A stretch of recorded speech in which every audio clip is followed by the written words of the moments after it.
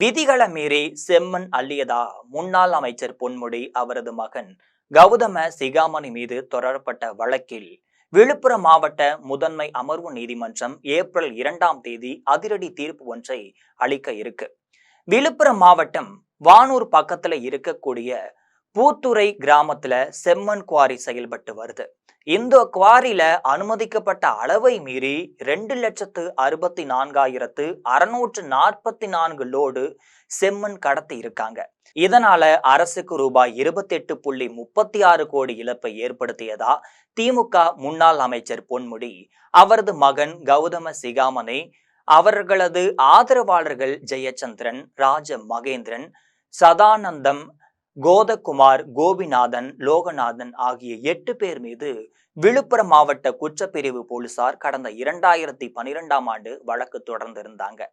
இந்த நிலையில தான் செம்மண் குவாரி கொள்ளை வழக்கு விழுப்புரம் மாவட்ட முதன்மை அமர்வு நீதிமன்றத்துல நீதிபதி மணிமொழி முன்னிலையில நேற்று மீண்டும் விசாரணைக்கு வந்துச்சு.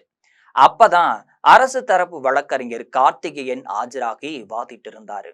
பொன்முடி, கௌதம சிகாமணி, ஜெயச்சந்திரன், கோதகுமார் ஆகியோர் ஆஜராகலைன்னு சொல்லப்படுது.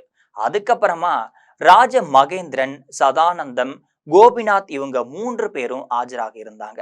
இரு தரப்பிலும் வாதங்கள் முன்வைக்கப்பட்டிருந்துச்சு.